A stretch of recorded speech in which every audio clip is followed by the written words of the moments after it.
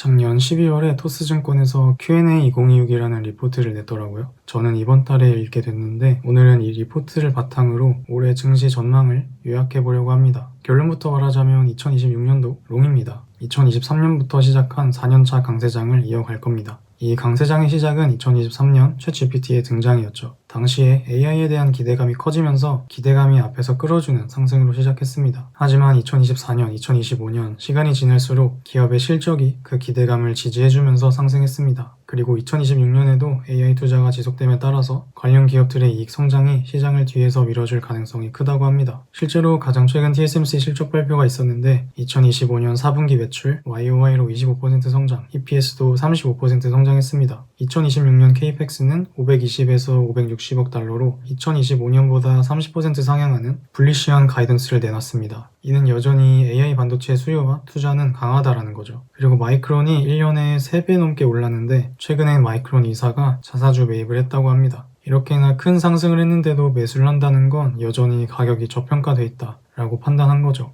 이렇게 AI 투자가 지속됨에 따라서 관련 기업들의 이익은 계속 늘어나는데 동시에 연준의 완화적 정책으로 밸류에이션마저 높아질 수 있다고 합니다. 그러니까 어닝이 뒤에서 밀어주는 것과 동시에 프라이스도 앞에서 끌어주는 장세가 될 수 있다는 거죠. 작년 10월부터 연준은 금리 인하를 시작했고 트럼프 대통령도 저금리를 원합니다. 실제로 현재 금리는 4% 정도로 낮아질 룸이 없진 않습니다. 그래서 고용 문제로 인한 금리 인하는 시장의 밸류에이션을 높이면서 앞에서 시장을 끌어줄 가능성도 있다고 합니다. 원래는 기업 이익이 이렇게 좋고 경제가 확장할 때에는 긴축 정책을 하는 것이 일반적인데 2026년에는 기업의 실질적 이익 성장과 완화적 정책까지 겹치는 이례적인 해가 될 것으로 예상하고 이는 강세장을 이어갈 충분한 내러티브입니다. 이 리포트에서는 내년 총 3번에서 4번의 금리 인하와 유동성 공급 정책을 예상하고 있다고 합니다. 실제로 연준이 12월 말부터 단기 국채를 매입하면서 은근슬쩍 유동성을 공급하고 있습니다. 하지만 금리 인하가 3번에서 4번이나 할 수 있을지는 잘 모르겠습니다. 작년 10월 FOMC에서도 말했듯 고용 때문에 금리를 인하하는 것이긴 하지만 물가가 절대적으로 낮은 건 아니고 지금 기업들의 실적이 너무 좋은 확장기에 가깝다고 생각합니다. 그래서 과연 3번에서 4번이나 금리를 인하할 수 있을지는 의문이 듭니다. 그런데 2023년부터 강세장이 이어져 오고 있기 때문인지 AI 버블론이 간간히 들립니다. 보통 강세장은 3년 정도 지속된다고 하는데 올해는 이제 4년 차잖아요. 그런데 여전히 시장의 밸류는 비싸진 않습니다. 지금 S&P 500의 포워드 P는 22배 정도입니다. 보통 금리의 역수로 시장의 적정 가치를 평가하는데 현재 US10Y는 4.2%입니다. 4.2%의 역수는 약 24배가 나오는데 이는 현재 S&P 500의 포워드 P보다 높죠. 그러니까 현재 증시는 적정가에 근접하거나 약간 싸다는 겁니다. 반대로 이익 수익률 방식으로 금리의 역수가 아닌 P의 역수로도 해볼 수 있습니다. S&P 500의 포워드 P 22배의 역수는 4.55%,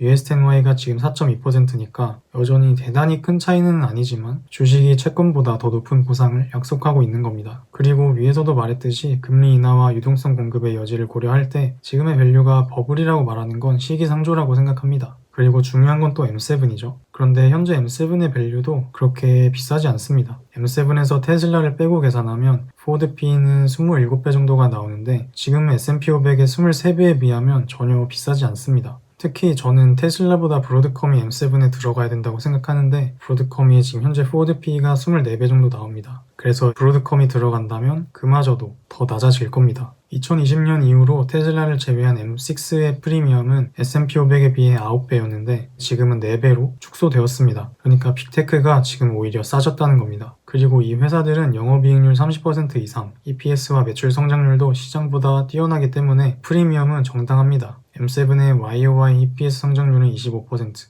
S&P 500의 13%를 크게 상회합니다. 엔비디아 브로드컴은 PEG가 1도 안 돼서 성장률에 비하면 지금 상당히 저평가라고 볼 수 있습니다. 그리고 또 다른 우려는 과잉 투자에 대한 우려도 있습니다. 2000년대의 광섬유 버블처럼 실수요가 아직 없는데 너무 이르게 과도한 투자를 하는 게 아니냐라는 거죠. 하지만 빅테크의 큰 CAPEX는 이미 클라우드 매출로 연결되고 있기 때문에 이전의 그 버블과는 다르다고 합니다. 2025년 빅테크의 클라우드 매출은 전년 대비 20%의 성장이 예상되고 향후에도 CAGR 15에서 20%가 나올 것으로 예상하고 있다고 합니다. 그리고 챗GPT나 제미나이 같은 AI 도구 사용량은 1년에 3배에서 7배로 폭발적인 증가를 보였고 기업들의 생성형 AI 도입률은 70% 이상이라고 합니다. 그러니까 현재 이 AI 투자는 실수요가 있는 투자고 매출로 이어지는 투자라고 얘기하고 있습니다. 그래서 결론적으로는 2026년은 AI 인프라가 성장하는 단계를 넘어서 실제 매출화가 본격화되는 전환점으로 보고 있다고 합니다. 이렇게 정리해보니까 정말 낙관적으로 2026년을 바라보고 있는 것 같은데, 물론 저도 롱이긴 합니다. 결국 돈을 버는 사람들은 낙관론자고, 특히 개인 투자자라면 저는 죽어도 롱 잡고 죽는 게 맞다고 생각합니다. 하지만 여전히 이렇게 아무리 온 세계가 롱을 외치고 있는 것 같아도 본인이 정한 자산 배분은 지켜야 합니다. 그래야 언제 찾아올지 모르는 하락에 대응할 수 있으니까요. 하락은 언제든지 찾아올 수 있고 준비되어 있지 않으면 손절되고 확정 손실 보고 나오게 되는 겁니다. 그리고 사실 이렇게 미래에 대한 새로운 꿈이 너무 아름다울 때, 지금은 이전과 다르다 말이 나올 때가 조심해야 할 때긴 합니다. 수영장에 물이 빠지면 그제서야 누가 벌거벗고 수영하고 있었는지 보이는 거고, 그 물 밑에 뭐가 있었는지 보이는 건데, 물이 언제 빠질지 우리는 모릅니다. 실제로 광섬유 버블 때에도 이런 회사들이 분식 회계로 실적을 부풀렸잖아요.